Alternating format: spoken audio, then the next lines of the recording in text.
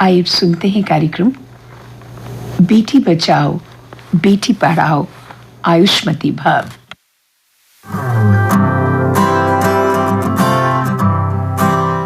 नमस्कार हमारे सभी श्रोताओं को, आप सुन रहे हैं कार्यक्रम बेटी बचाओ बेटी पढ़ाओ। श्रोताओं, मैं हूं आपके साथ आपकी दोस्त रोहिणी मिश्रा और आज विषय बेटी बचाओ बेटी पढ़ाओ पर बात करने के लिए हमने हमारे स्टूडियो में आमंत्रित किया है पुनीत कौर जी को। मैम, स्वागत है आपका हमारे स्टूडियो में, हमारे कार्यक्रम में। Thank you so much ma'am, बहुत बहुत शुक्रिया आपका यहाँ बुलाने के लिए। मैम, आप गवर्नमेंट टीचर हैं। हाँ जी। और जब मेरी आपसे बात हो रही थी तो आपने कहा कि आप किचन क्वीन 2022 का कॉन्टेस्ट भी जीती हैं हमारे शहर में। तो प्लीज़ अपनी इस जर्नी के बारे में, मतलब ये दो बिल्कुल ही डाइवर्स वो हैं कि आप टीचिंग भी करते हैं और आप किचन क्वीन भी बने हैं, जो आई थिंक हमारे हर महिला का एक सपना होता भी है, किचन क्वीन बनना। सही कहा आपने। तो प्लीज़ इसके बारे में, अपने बारे में, अपनी जर्नी के बारे में हमें कुछ बताइए। मैम, पहले तो बहुत बहुत धन्यवाद आपका दोबारा से कि आपने मुझे यहाँ पे आमंत्रित किया। एक्चुअली क्या है कि मैं बाय प्रोफेशन एक टीचर हूँ और कुकिंग तो मुझे बहुत शौक है, क्योंकि बचपन से ही मैंने अपनी नानी से, जो कहते हैं ना, सबसे पहले वहाँ से उनसे मैंने आटा गूंदना और चपाती बनानी उनसे सीखी थी, क्योंकि वो बहुत अच्छी कुक थी।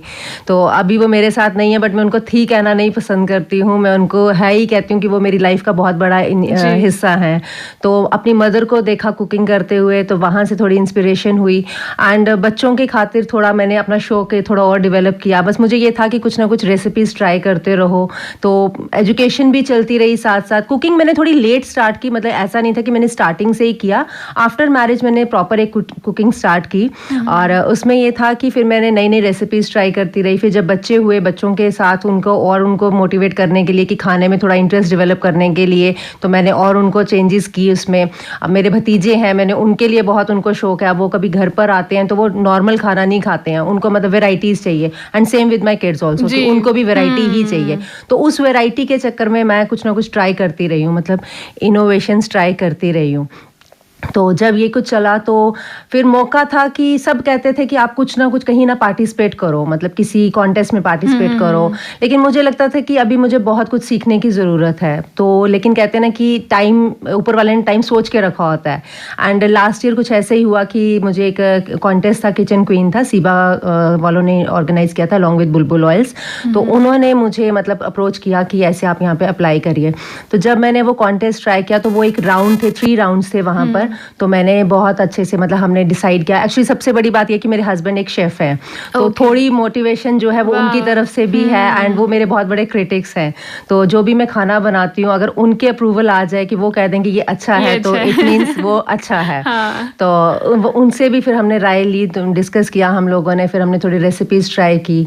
तो जब मैंने यहाँ पर प्रोग्राम किया, तो उसमें जब मैंने पार्टिसिपेट किया, तो वहाँ पे पहला एक राउंड था, उसमें मैंने अपने जम्मू की ही क्यूजीन को प्रमोट किया था। जो थी एक अंबल था और उसको मैंने प्यूरी फॉर्म में बनाया था। जैसे हमारे शादियों में होता है ना कि अंबल और चने की दाल बहुत फेवरेट है हमारी। मुझे ये आपको टोक के मुझे बोलें कि मेरा फेवरेट जो खाना है वो है चावल, अंबल की दाल, अंबल और दाल जो आपने कहा। ठीक। तो वही था, लेकिन उसको हमने एक इनोवेशन फॉर्म में देना था। तो अब रेगुलर तो दे नहीं सकते थे, फिर हमने उसके कुछ कटलेट्स बनाकर और उसके साथ अंबल की जो थी प्यूरी फॉर्म में उसको ट्राई करके, अलॉन्ग विद मैंने उसको दिया था बीट रूट की छाछ बना के दिया था। तो मैंने फर्स्ट राउंड वहाँ क्लियर किया। तो हम लोग 35 लेडीज थी जो सिलेक्ट हुई थी। 35 में से 5 सिलेक्ट हुई थी। 5 के बाद जब सेकेंड डे हमारा लाइव कॉन्टेस्ट था, वो लाइव राउंड था कुकिंग का, तो वहाँ पर जब मैंने किया, तो मैंने फिर यही था कि कुछ इनोवेशन होना चाहिए और अपने ही कल्चर को प्रमोट करना चाहिए। तो जो हमारा क्यूर होता है वो भी हमारे जम्मू का फेवरेट, शादियों में को खिलाती हैं। बिल्कुल। तो उसको मैंने एक नए फॉर्म में दिया था। कुछ साथ में मैंने बेबी पोटैटोज बनाए थे। और हमारे जम्मू की एक डिश, एक सब्जी होती है, कुंदरू होता है। उसको नॉर्मली लोग खाते नहीं है, लेकिन मैंने उसको, ये था कि उसको मैंने एक हलवे की फॉर्म में बनाकर और गोलगप्पे में डालकर उसको दिया था। तो वो डिश जो थी वो जजेस को बहुत पसंद आई। तो फ्रॉम द 5 लेडीज मैं उसमें से विनर हुई थी। तो ये इनोवेटिव आइडियाज ये आए कहाँ से? एक्चुअली ना मेरा ये रहता है कि मैं नॉर्मल कुकिंग नहीं करती हूँ। अगर मैं कोई रेसिपी भी देखती हूँ ना, तो मैं उसमें अपना कुछ ना कुछ ट्राई करने की जरूर कोशिश करती हूँ, टच जरूर देती हूँ। कि मतलब ये ना लगे कि ये रेगुलर कुकिंग है और ये वही रेसिपी रेसिपी फॉलो कर रहे हैं, नहीं। तो अब ये था कि अब हलवा तो हमने देना था, लेकिन हलवे को चेंज कैसे करना था, तो उसके लिए हमने सोचा कि उसको गोलगप्पे में डाल के दिया कुछ जाए, हटके। और जब वो जजिस के मुंह में गया और वो जो क्रंच और उनको जो टेस्ट आया, तो बाय गॉड ग्रेस तो मैं विनर वहां पे हुई। मुझे तो सुन के ही मुंह में पानी आया। चलिए कभी आपको जरूर खिलाएंगे। तो वहाँ से हुआ, फिर उसके बाद बहुत अच्छा अप्रिसिएशन रहा, बहुत मतलब लोगों की, जो मेरे रिलेटिव, जो मेरे फैमिली की, जो मेरी एक कहते हैं ना उनकी जो इच्छा थी कि ये कुछ करे, वो एक मतलब पूरी हुई। मेरे मतलब उनकी जो सेटिस्फेक्शन थी वो कंप्लीट हुई कि हाँ मुझे कॉन्टेस्ट का खिताब मिल गया।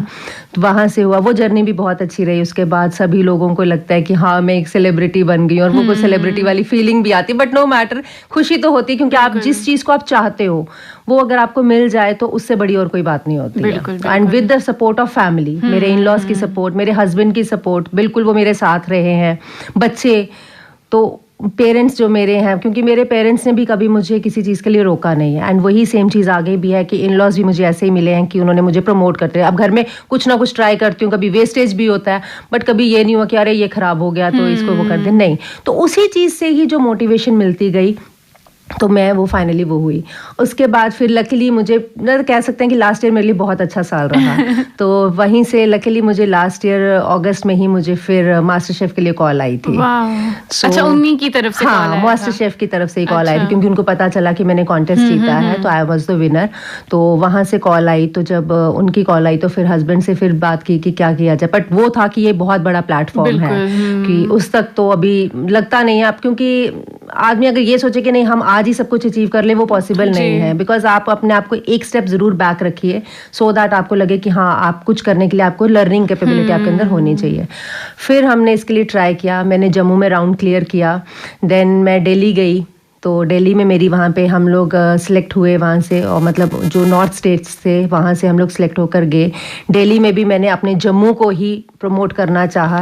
जब वहाँ पर मैंने हुआ तो वहाँ भी मैंने अंबल क्यूर बनाया था, और सबसे पहले जब मैं ऑडिशन के लिए गई थी तो वहाँ पर मैंने अपना क्या बोलते हैं इसको, नंदड़ू कबाब बनाए थे। अच्छा, यखनी के साथ मैंने वो दिए थे, वो भी मेरी वहाँ से भी मैं सिलेक्ट हुई। देन मेरे को मुंबई के लिए बुलाया गया था फॉर द एप्रन राउंड। तो एप्रन राउंड के लिए फिर हम लोग मुंबई गए, हस्बैंड मेरे साथ थे, वो बिल्कुल मेरे साथ रहे इस दौरान। और जब वहाँ गए तो फिर वहाँ पर भी मैंने अंबल क्यूर और चावल बनाए थे, क्योंकि मैंने चाहा था कि क्योंकि जब मुझे पूछा गया कि आप क्या कुकिंग में क्या डिफरेंट करना चाहेंगे और क्यों आप जम्मू को करना चाहेंगे, तो मैं चाहती थी कि जम्मू हमारा वैसे भी जो फ्लेवर्स हमारे जम्मू में वो कहीं नहीं है। तो मैं ये चाहती थी कि जम्मू के फ्लेवर्स को किसी एक प्लेटफॉर्म पे पहुंचाया जाए। और जम्मू को मंदिरों का शहर कहते हैं, लेकिन मैं चाहती थी अब उनको फ्लेवर्स का शहर के नाम से भी जाना जाए। तो मुंबई में हम लोग 24 थे नॉर्थ से, तो उसमें से उन्होंने 12 सिलेक्ट करने थे, लेकिन कहते हैं ना कि हर चीज़ का एक टाइम होता है। तो कमेंट्स मुझे बहुत अच्छे मिले, शेफ रणवीर बरार से, विकास खन्ना, गरिमा अरोड़ा से, सबसे बहुत अच्छे कमेंट्स मिले कि मेरी डिश बहुत अच्छी है, फ्लेवर्स बहुत अच्छे हैं। बट होता है कहीं ना कहीं थोड़ी बहुत कमी उनको दिखी होगी। तो इस साल तो एप्रन नहीं मिला, बट होप्स हो कि अब आगे दोबारा करें। बट यहाँ तक पहुँचना भी बहुत बड़ी बात है, बहुत बड़ी बात है मेरे लिए, क्योंकि फैमिली में कोई अभी ऐसे आगे गया नहीं है। और फॉर द फर्स्ट टाइम ही लोगों ने, मैंने वहाँ देखा कि बहुत 6-6 बार मतलब पार्टिसिपेट कर रहे हैं, from the last first season से ही पार्टिसिपेट कर रहे हैं। और फर्स्ट इंस्टेंस में ही मैं वहाँ तक टॉप में पहुँचना भी वो मेरे लिए एक सेटिस्फैक्शन, और मेरी फैमिली उसी में बहुत खुश है कि मैं वहाँ तक पहुँच गई। फैमिली की आई थिंक पूरा स्टेट आप पे बहुत ज़्यादा गर्व कर रहा होगा इस वक्त। जी, तो हाँ, मेरे मुंह में पानी आ रहा है, मेरा मन ही नहीं कर रहा कि इसके हटके मैं और कुछ बात करूँ।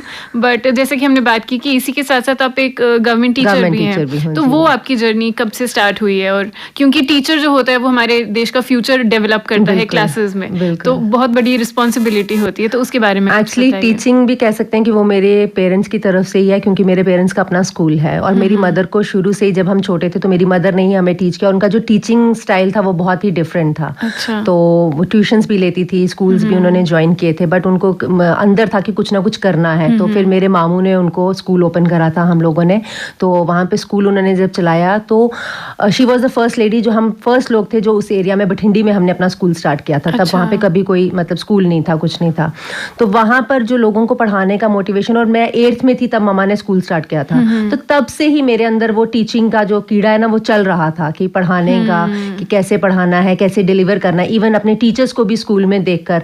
तो वहाँ से भी मतलब ग्रास्पिंग पावर बहुत ज़्यादा है मेरे अंदर, सीखने की कैपेबिलिटी बहुत अंदर है मेरे अंदर कि कुछ सीखना है, नया करना है।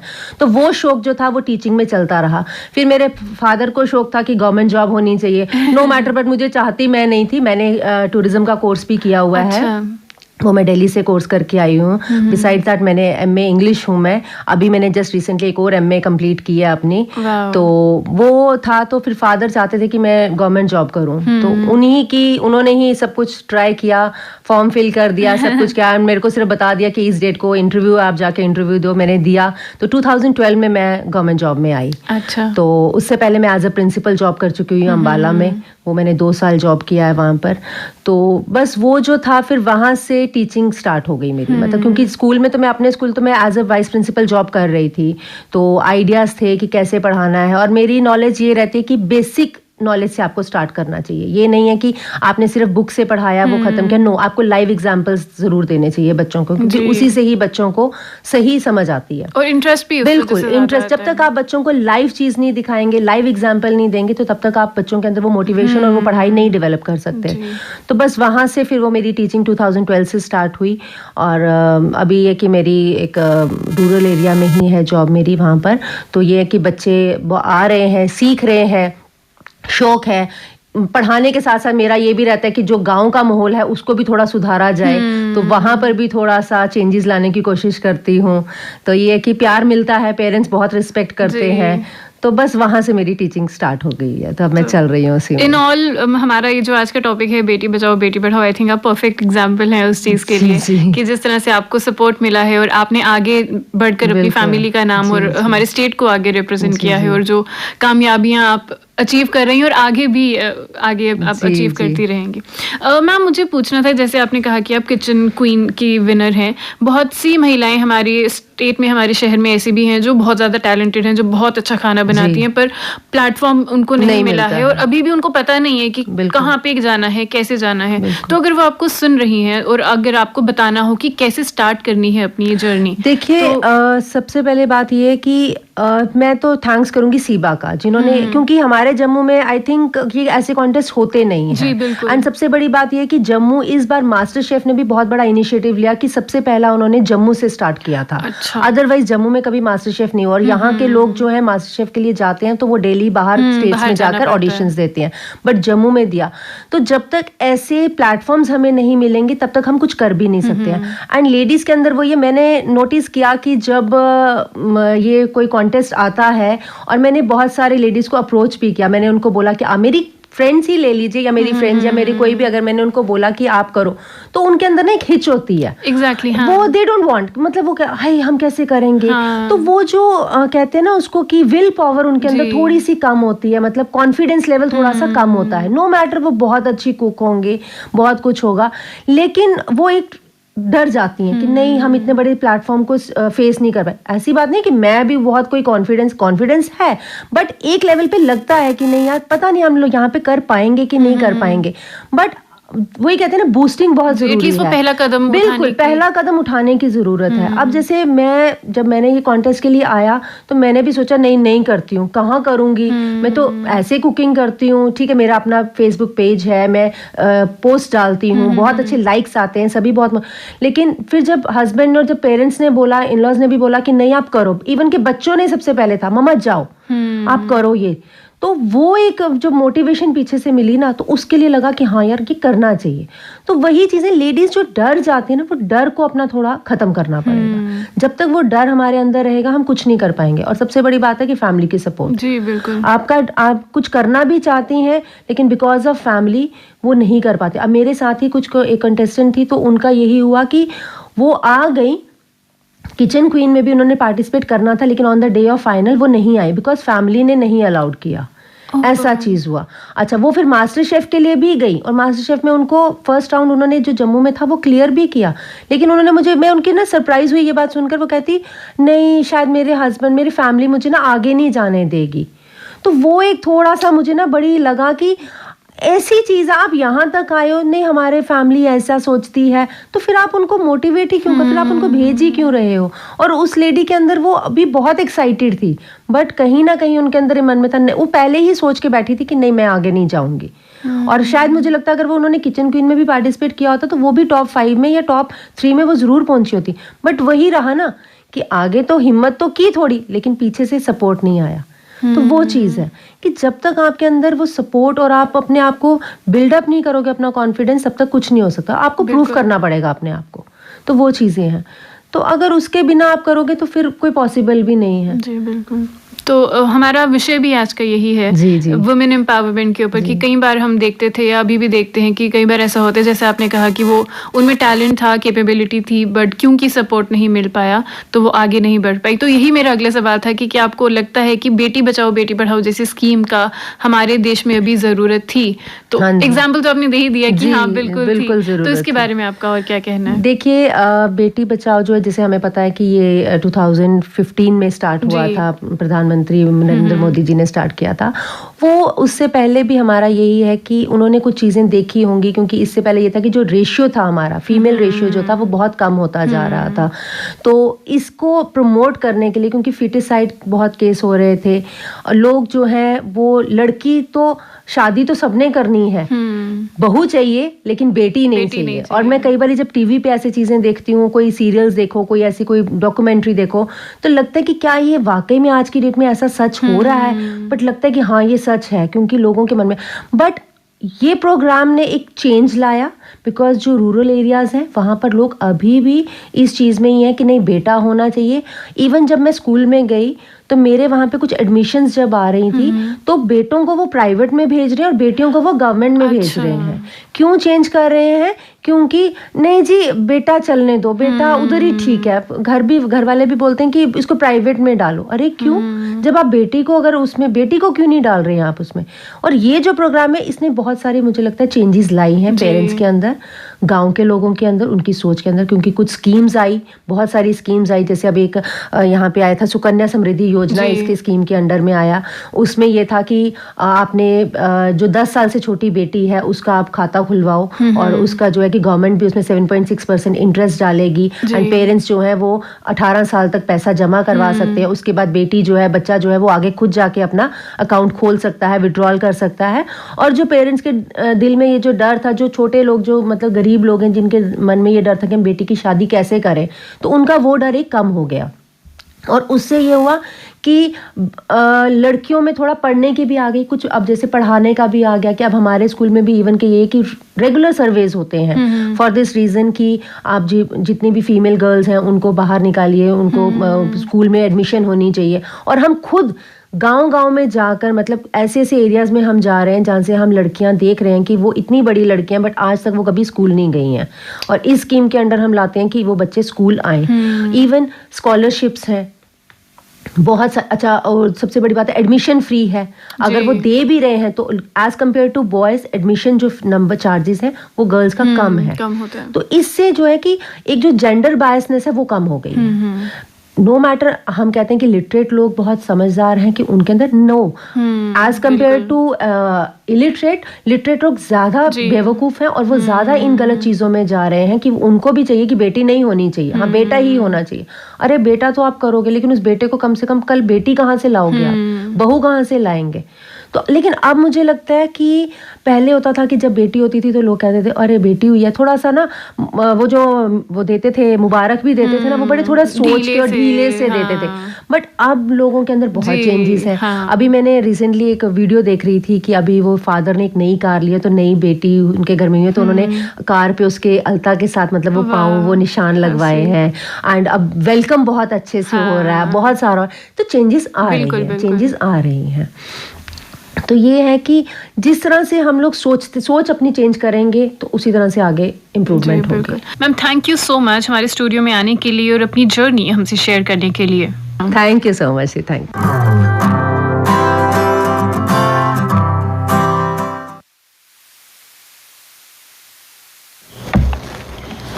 आयुष्मती भव, बेटी बचाओ बेटी पढ़ाओ, इस क्रम के अंतर्गत अभी आपने अध्यापिका व किचन क्वीन 2022 श्रीमती पुनीत कौर के साथ की गई भेंट वार्ता सुनी। इनके साथ बातचीत कर रही थी रोहिणी मिश्रा।